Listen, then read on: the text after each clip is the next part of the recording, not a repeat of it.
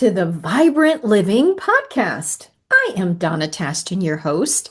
This podcast is for heart-centered visionaries who want to make the world a better place and learn how to do it from grace and ease. Today's conversation with Anne is she is an artist and advocate to those who want to bring light to often hidden realities of domestic violence. Join me for her emotional story of resilience and what she's doing with taking her pain into purpose. Hello, Anne. It feels like it's been a long time, but it hasn't. How are you doing today? I'm fine, thank you. I'm happy to see you today. I'm happy to see you. Where do you live in the world? Tell our listeners. So, as you can hear, I'm French, but I don't live in France. I live in Massachusetts, near Boston. Yes, I love your accent. So, but to you, it's normal. It's not an accent. I probably have an accent. And how do you pronounce your last name? Plaisance. So I'm joking that it's like pleasant, but with an S. So people can, remember like, oh, okay, Plaisance. It's easier then. Yes. And I take it you were born in France? Yes, I was born in France. I was born in Paris. Okay. Many years ago. I won't say how many. No, we're not asking that question. So for us that happen to be in the United States, what was that like to live in France? Oh, so it was a while ago, but it was wonderful. It was wonderful, the last time so I lived in different places. I lived in France for 22 years. I finished my studies at the Sorbonne in economics, actually. And I was thinking about maybe continuing my study in geopolitics. Then I moved to Poland, to Warsaw, where I lived for 18 years, and then I came back to France for 1 year, and then I moved to the United States, and I've been living 10 years now. So France is really for me going to amazing museums, seeing wonderful art, smelling. I remember when I was living last time in France, like smelling the fresh scent of croissant when I'm walking on the street, and I see, oh gosh, let's have one more, butter croissant because it's just so delicious. Shopping on the little market, the fresh produce, and looking at like the 150 or 200 different cheeses. So I must admit I have an addiction. I really love cheese, but it's French. So so like the food, the culture, the fashion. When I was a teenager, I wanted to be in fashion designer. I was like obsessed with fashion. It went away, kind of. France was it was a good place to grow up, and the literature, the poetry. I mean, I don't know how much time do you have. I automatically thought of the croissants too, and that was one of the things that I thought of. And I haven't been to France yet, but it's just always lovely to hear about the culture from someone who lived there and what it was like. Because even as a tourist, it isn't the same as when you actually live there. So that wasn't really a question I thought I would ask, but I got curious. So what it was like. So you moved to the United States. What moved you here? So I moved with my now ex-husband for his job. We moved with our two daughters. And actually we could have lived in like maybe San Francisco, but it was like, I think like Boston with all the universities, it's closer to Europe. He was traveling a lot. So I thought, I think Boston is easier logistically, financially, like culturally too. It's kind of a bit closer. So yeah, we moved here, and I continued my art career.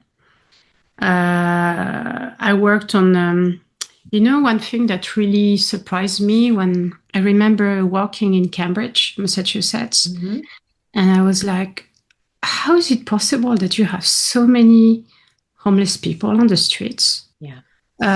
In a place where you have the highest IQ concentration in the world, like by square feet, like, MIT, Harvard, BU, Northeastern, like all of that. I was like, how come? So since I was really impressed with the sense of community, the sense of generosity, the way American people are like, yeah, let's help each other. I didn't really experience that in France or in Poland. So I was very inspired by this will to give back, to serve, to help. And I was like, me too, I want to do something. I'm French, but I can try to do something. Mm-hmm. So my initial idea was to create a tiny house where homeless people could live in. And I remember meeting with the executive director of Transition House, a shelter for survivors of domestic violence in Cambridge. Mm-hmm. And she was like, okay, yeah, looking at me and observing me and asking questions. She was like, so I like your idea of using art, but I will be very frank with you. I really don't like your idea of a tiny house. And then I was like, okay, why? So she began to explain me that actually there's a lot of, homeless women who are victims of domestic violence. Mm-hmm. And I had no clue. And this is where my journey with my project, Wonder Women Now, began. Like, okay, I wanted to help, these homeless people. Like, what can I do? Mm-hmm. And it just grew up to, art workshops in shelters, an exhibition that toured in Massachusetts in 2024, a tour in Europe in 2025, and it continues in 2026. And from just, the will of, making a difference in the world, I was like, actually what became important, vital for me, is to empower others, empower women, and provoke a positive change in the world. So to give you more maybe information about this exhibition, it's under the shape of a house, a symbolic house. I don't have the means to build a house for this art exhibition. So you go through, from the most public space to the most private space, from the living room to the bedroom, and you end up with a room of your own. And you, through art, through paintings, photography, performance, testimonies from survivors, poetry, conceptual art, sculpture, you understand what domestic violence is. Because, very often, you think it's just physical, but it's emotional, it's spiritual, yes. It's financial, it's psychological. So when I really dug into the subject, I learned about boundaries, and I learned that, manipulation tactics, like the basic ones, there are 20 of them, but for more elaborate, I would say, abusers, there are up to 40. Yeah. And just to give you an example, I developed a series of perfumes that each represent one manipulation tactic. So I can show you, it's like little bottles with the manipulation tactics names. So like love bombing, gaslighting, projection, future faking, triangulation, hurt and rescue. And my thought was, hey, these tactics are used everywhere, in the classroom, in the boardroom, yes. In the bedroom, in the political arena. Sometimes I call it the zoo room, but maybe it's not very. I like that. It Yeah, is a little bit like a zoo, but anyway, that's not our subject. exactly. I'm curious, and how did you? I know there has to be more of a story, and we probably don't have time for the whole story, but why is domestic violence important to you personally? So when I began to do art workshops at the shelter, and I learned about the different forms of violence, and I saw the wheel of control and power, and the wheel of violence, it rang a bell. I was like, oh, I think I'm concerned. So it made me realize that at the time I was in an abusive relationship that I since left. Yeah. And,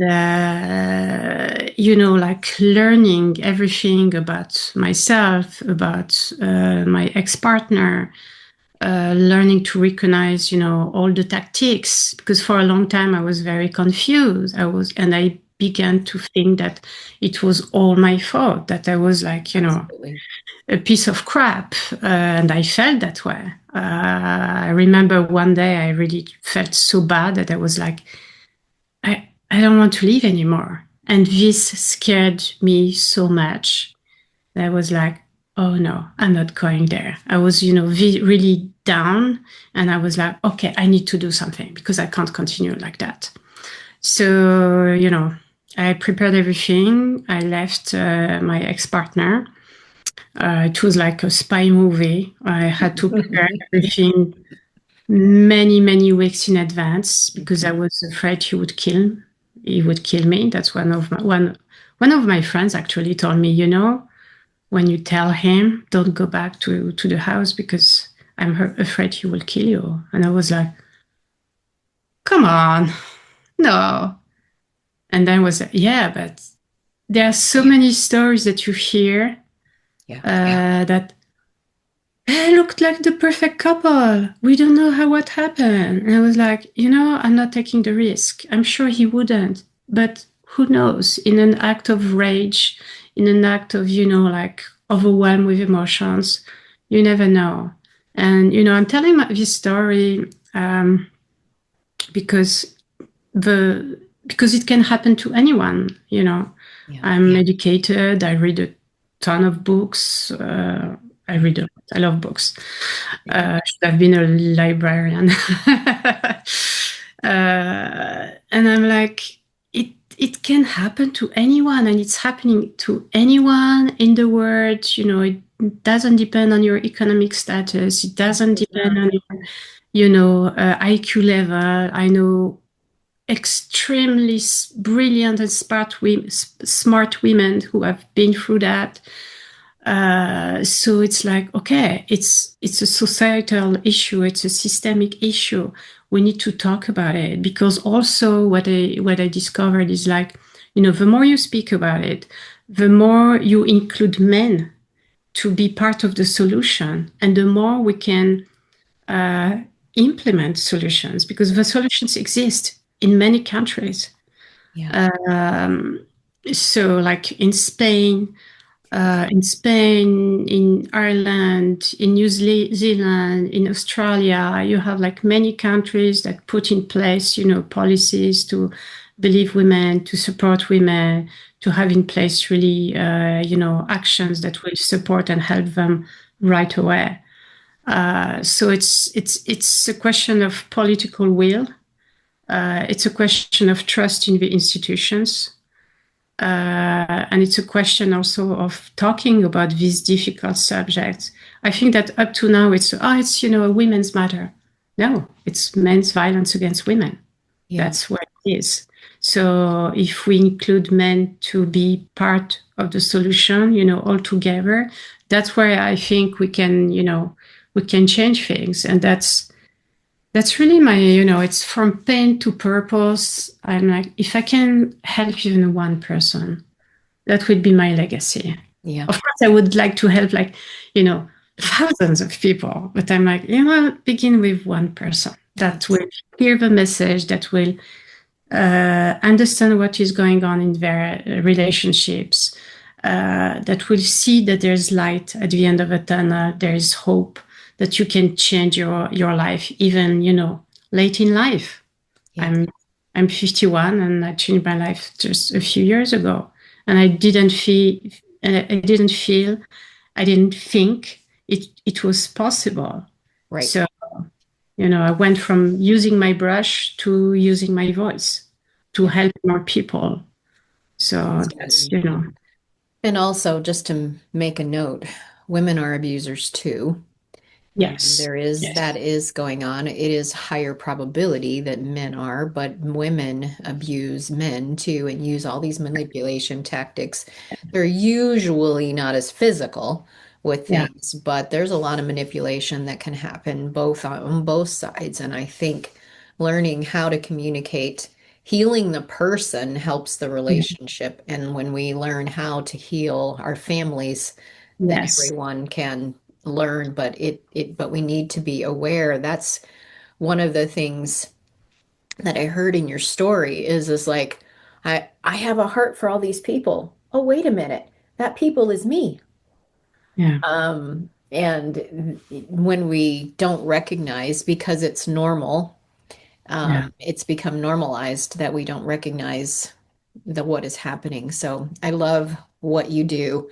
So how can people get in touch with you and what would be ways that they could do that? So I have a website, anneplaisance.com. So they can contact me through that. I Okay. have a digital guide available for your audience to help them become the person they are meant to be. Because Hmm. we evolve, we change, we grow, we learn, we unlearn. Life is a journey, so I'm happy to share that with your audience. I'm on Instagram too. Okay. And if anyone wants to talk with me about their issue and if I can be with of any help, I'm available for calls too. So Wonderful. so voilà. We'll reach and we'll have that all in the show notes so people can reach out to you and learn more about what you're doing and perhaps bring some of the same thing and expand it into their own areas as well because the education is needed. And Yes. we all have a voice and begin to use it when, if this is something you're passionate about, be sure to talk to Anne about it. So, thank you, Anne, for coming and sharing today. I am so thankful that you're part of the Vibrant Living community. Thank you so much, Donna. It's really a honor. I'm really happy to be here with you. Thank you. Amen. Anne is an amazing woman, and be sure to check out the resources that she has available and learn more about this important topic of domestic violence and all of its facets. If you would like to talk more and connect, I would love to schedule a call with you. The link will also be in the show notes as well as Anne's. And share this podcast with someone that you love and let's get the word out so we can make the world a better place and live vibrantly. So until next time, have an amazing day. This is Donna. Bye for now.